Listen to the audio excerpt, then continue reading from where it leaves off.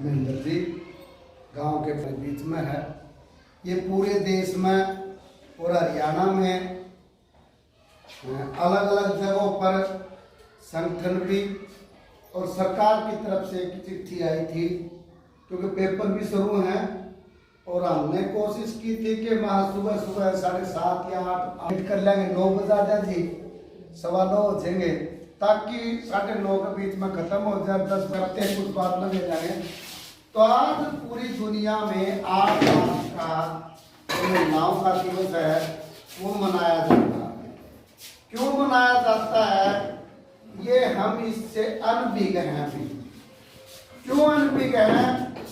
क्योंकि हम लड़कियां हैं, इनको कह देते हैं जी बेटा तुम्हारा काम पढ़ना है, गली में घूमना नहीं है, सीधा जाना है, इधर नहीं देखना, इधर नहीं देखना, सीधा जाना, सीधा। इनका राइट वही मार दिया। फिर थोड़ी सी बड़ी हो जाती है, 18 साल की उम्र होती है, फिर इनको कह दिया जाता है तुम्हारी शादी करेंगे। और शादी करने के बाद पहले वो लड़की है, फिर वो पत्नी बन जाती है, फिर वो साल बाद, 1.5 साल बाद या कुछ सालों बाद फिर वो बन जाती है माँ। कभी सोनू की माँ, कभी बतेरी की माँ, कभी किसी की माँ। वो इंसान के तौर पर उसका नाम जो था पूजा था, कमला था, बतेरी था, जो नाम था उस नाम से नहीं पुकारा जाता, उसको पुकारा जाता है ये है रामेण की बहू, पत्नी, ये है दिलप्रीत की छोरी। मतलब इस तरह के नाम मतलब पुकारे जाते हैं। महिलाओं को उस दर्जे से नहीं देखा जाता कि ये कभी सूट खरीदने हैं, कभी कोका खरीदना है, कभी बाड़े खरीदने हैं, कभी कुछ और खरीदना है। इसके लिए वो उधेड़-बुन में लगी रहती है। साड़ी की कमी रहेगी, उसकी ननद की कभी कुछ रह जा तो वो लगी रहती है, वो इकट्ठा करती है सारा चीज। जब शादी आती है, जब वो लिस्ट तैयार करती है, तो वो भी पुरुष के हाथ में होती है और वो पुरुष उस लिस्ट को पढ़ के सुनाता है। कभी नहीं कहते कि महिला की, क्योंकि ठीक है एक आदमी महिला अग्रेसिव होके या कुछ साहस करके आगे आ जाती है, फिर उसको क्या कहेंगे, बता दे मानस बैठे या बीच में बोलो है, बता शर्म दी कोई नहीं। मतलब शर्म होया करा वो गणनीय और गणनीय शर्म होती है, लेकिन उससे ऊपर उठ के। और ये 8 मार्च ही क्यों चिन्हित किया?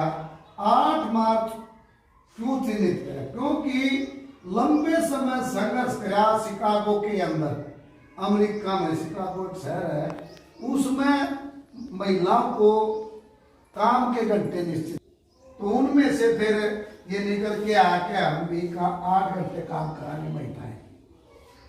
उसके बाद इन्होंने संघर्ष करते हुए जागरूक हुए, जागरूक होने के बाद फिर आपको राइट और भी मिले।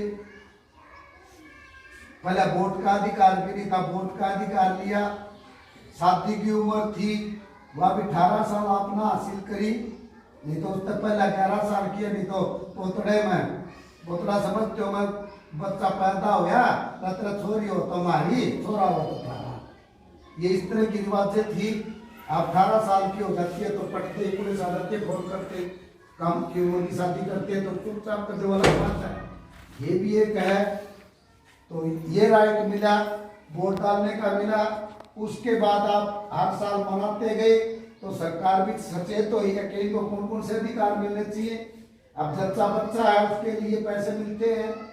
जब शादी होती है, शादी के टाइम गरीब परिवारों को अलग वो राइट दिए, और एक राइट जब बच्चा मतलब पहला बच्चा होता, शादी होगी, पता लग गया, आशा वर्कर को, आंगनबाड़ी को उसकी रिपोर्ट लिखवानी होती है, तो उसके उस पर 5,000 रुपये, फिर एक और उसका एक एफडी होती है 21,000 रुपये की, सरकार सहायता करती है। ये भी आपने मतलब आवाज बुलंद करके संसद में भी आप मंत्री बनी हो, विधानसभा में बनी हो, तो वहां आवाज उठी है तो 21,000 की है। और पहले 2 बच्चा मत मिला, अब तीसरी लड़की होती है तो भी आपको लाभ मिलेगा। ये सब चीजें आपकी देन है। और पंचायत में भी दिया, मतलब आपने राइट कहा नहीं, लेकिन संविधान में बहुत चीजें लिखी हुई हैं, उनको पढ़ने की जरूरत है। गणे ऐसे हैं तो पहले भी 1857 में झांसी की रानी लक्ष्मीबाई थी, लेकिन कई नाम छुपे। आजाद चाहिए हमारा देश। तो उसने जब वे बातें रखी तो अंग्रेज ने कहा कि आप सरकारी भाई नहीं हो सकते, ऐसे लीडर तो वो नहीं बोलती, वो सेनाओं को आगे करती है वो तो। फिर उसने कहा कि मैं सरकारी आगे बढ़ोगे, और बातें तो बहुत हैं। मैं तो यही कहता हूँ कि आप पढ़ो, बच्चों को पढ़ाओ, गांव में लाइब्रेरी का प्रबंध करो। कई गांवों में बहुत लाइब्रेरियां खुली हैं, तो महिलाओं को जागृत करते हुए समान अधिकारों की चर्चा करते हुए आगे बढ़ोगे। और मैं उम्मीद भी करूंगा कि ये जो पॉलिसियां हैं इनकी चर्चा भी करोगे। और दूसरी मैं एक और चीज बताना चाहता हूँ, पुरुष तो घूमता रहता है, कई बातें करता रहता है। मैं ये कह रहा हूँ गाँव में एक लाइब्रेरी हो जाए आपकी, क्योंकि गणिये चीज हर है आपके धर्मशाला भी बिल्डिंगें बहुत है यारी, एक परली साइड भी एक और रही। चर्चा करके खेल का मैदान की बात है, वो जोड़ खोद दिया, उसको समतल करा के आप बात करो, हमारे बच्चे खेल का मैदान बनाया जा सकता है। और आप सबने मेरी बात सुनी, आप सबका धन्यवाद। और इसी उम्मीद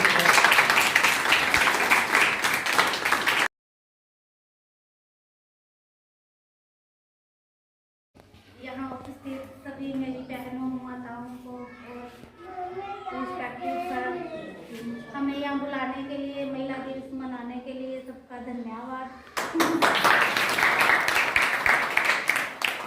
जैसा कि सर ने बताया, 8 मार्च को महिला दिवस मनाया जाता है। ये राइट है महिलाओं का। ये इसीलिए मनाया जाता है कि पहले महिलाओं को अधिकार ही नहीं था, कोई राइट ही नहीं था किसी भी चीज का, ना वोट का, ना। ये स्टार्टिंग तब हुआ जब महिलाएं पुरुषों के बराबर काम करती थी, बट उनको सैलरी नहीं मिलती थी पुरुषों के बराबर। काम करने का अधिकार था, उनको छुट्टी का अधिकार नहीं था, उनको जो पुरुषों के बराबर तनख्वाह जो है या पैसा है जो वो नहीं मिलता था। तब शिकागो की महिलाओं ने एक आंदोलन किया और उनको उनके सारे राइट मिले। तब से 8 मार्च उन्होंने 8 मार्च को जीत हासिल की थी, जिसकी वजह से अब 8 मार्च को महिला दिवस मनाया जाता है। ये अब की बार हमने स्कूल में छोटा सा प्रोग्राम किया है। हम कोशिश करेंगे सभी महिलाओं का साथ, सबका साथ लेके कोशिश करेंगे कि ये बड़े स्तर पर अगली बार बड़ा प्रोग्राम किया जाए। वाह।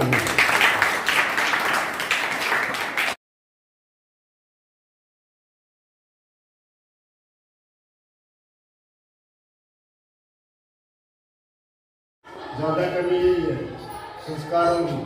नए विचार तो नए हैं, संस्कार भी नए दे रखे हैं, लेकिन हमारे संस्कार पुराने ही अच्छे हैं। भी समझे, अपने कर्तव्य भी समझे, हमें क्या करना चाहिए जिससे हमारे समाज में इज्जत हो, हमारे परिवार की इज्जत हो, हमारे गांव में इज्जत हो। मेरा गांव गाजीपुर है, यहीं से हमारे पास है। हमारे गांव में कम से कम 250 लड़के लड़कियां खेलते थे हम लोग, शाम सवेरे 250। नेशनल में उनका चयन हुआ में, और कम से कम 50 खिलाड़ी सेलेक्ट हो चुके हैं, और वो सर्विस भी कर चुके हैं खेलों में।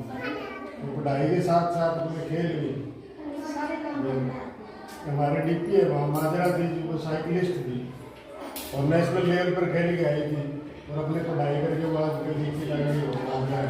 और यही अभी सला छोटा सा गाँव है, उसको कहीं से मोटिवेशन मिला, उसने साइकिल की रेस में वो फर्स्ट आता।